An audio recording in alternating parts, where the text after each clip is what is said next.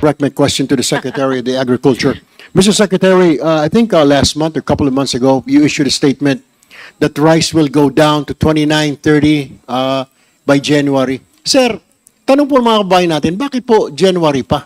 I mean, bakit hindi ngayon, hindi bukas? Kahapon po in-interview ako ng media. Tinatanong, may magagawa ba itong committee na ito para mapababa ang presyo o puro lang kayo kwento, puro lang kayo forma sa Quintacom? Now, I want answers. Why? Why next year, Mr. Secretary? Why? The actual statement was, bababa ng 5 piso, predicted ko by January of next year. From kung ano man yung presyo when I said it. The main point is, as I've said kanina, Mr. Chair,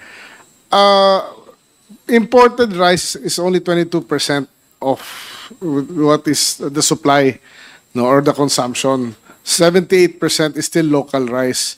The main problem is ang bigas na binibenta natin as of now dito sa merkado is based on a palay price na binili at 27.45 pesos per kilo, which translates to 48.57 pesos per kilo sa merkado yan. 250 pesos. Yan yung problema. Mataas ang bili ng stakeholders, from traders to rice mills, sa farmers for this year. Kaya magtanong kayo sa kahit saan sulok ng Pilipinas, lahat ng rice farmer masaya ngayon. Yan ang main issue. But next year nga, even NFA, lumaban tayo, Mr. Chair, up to 30 pesos per kilo para lang makakuha tayo ng buffer stocks. Sa ngayon, binababa na namin by next week ang ngayon nasa 25, next week bababa na namin ang buying price ng palay to 23. Sa 23 pesos per kilo, then we start in January buying at 23 pesos per kilo. Kung sumunod ng mga trader, that will translate to 42 to 43 pesos in January, in retail February, prices. March. Yeah, huh? In retail prices. In retail prices, Mr. Chair. Pero Mr. Secretary, I beg to disagree na 22% lang po. Ang dami pong in-issue na import permit ng Bureau of Plant Industry. And I guess the customs can tell us kung ilang libong tonelada ang pumasok sa ating bansa. And yet you're just saying 22% lang po ang konsumo.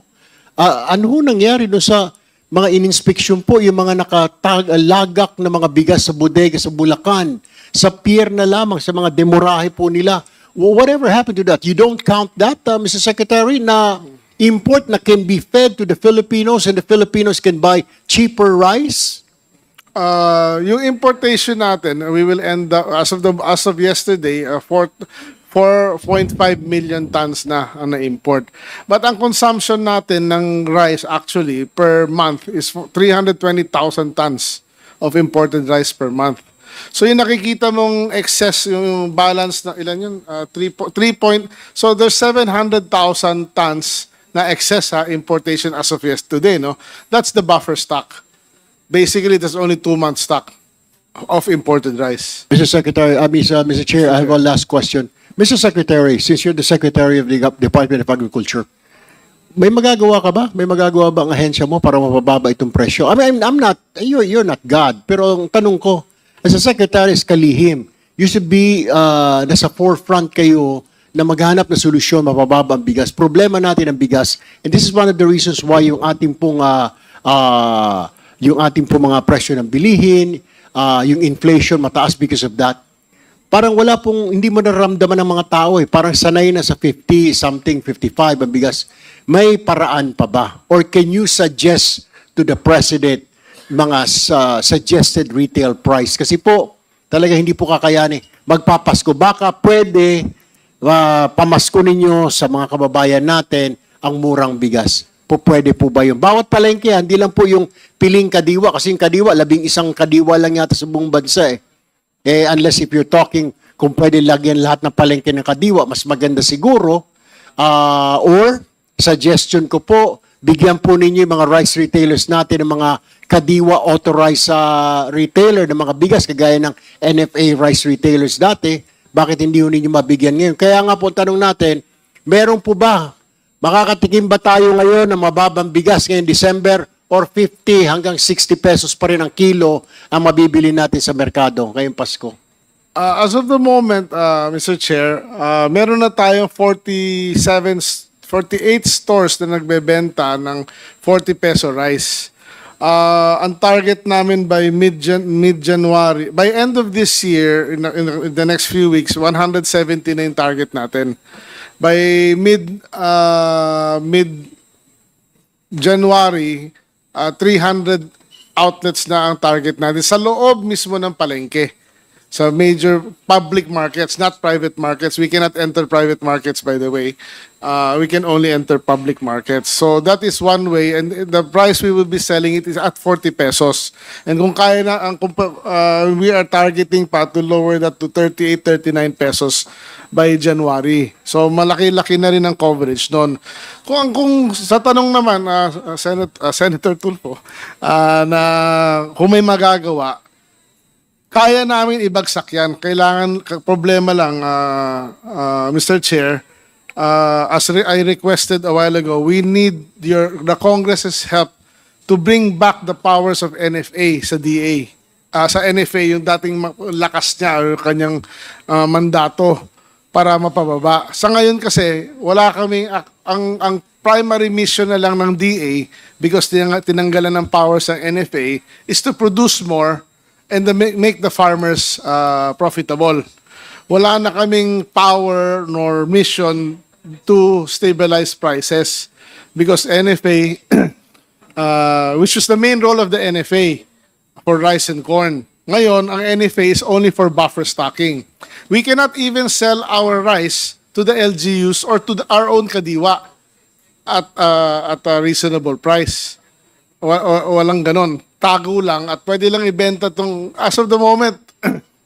I'm happy to report that in the last 10 years hindi pa nangyayari ito at nangyayari sa panahon na to na ngayon meron tayong almost 6 million bags of rice na buffer stock.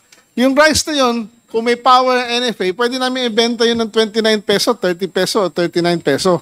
But we cannot.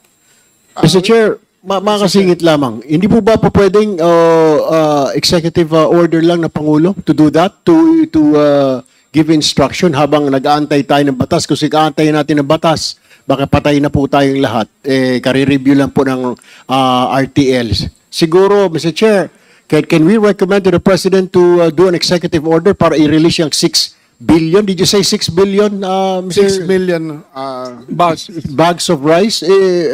Marami yung magpapalakpakan na Pilipino, Mr. Chair. Can we do this, Mr. Chair, through this committee? Can your lawyer study something that has not been repealed? EO 184 of 1948, RA 509. This has not been repealed, which gives you regulatory powers with respect to rice. I will study, Mr. Chair. To advise the government of the proper coordination activities in case of emergency, advise the President of necessity of ceasing, commanding, and operating in all other warehouses. In short, it is the powers of the NFA. It was not specifically repealed by both RTLs. So there is Republic EO 184, series of 1948, and RA 509. So yes, sir, we will try. That's why we have this committee. Yes, Mr. Chair. Ang napapansin ko lang po, ang dami po natin mga batas na inutil. Ito pa yung all the regulation law na ewan ko kung sino nagpasa ng mga mambabatas, kung buhay pa yung mga yan, wala namang silbi. Ngayon itong rice RTL na ito, rice tarification law, wala ring silbi para mapababa, para may competition, parehong-pareho, duplicate ng all the regulation law. Hindi po napapakinabangan, useless, ang nakikinabang mga oil companies ngayon, ito mga importers are making money out of these laws. I don't know ano nangyari sa mga ninuno natin dito sa Kongreso. Bakit nila naipasa yan? Anyway, thank you very much, Mr. Chair. Thank you very much, Congresswoman. I'm really sorry I have to let the Secretary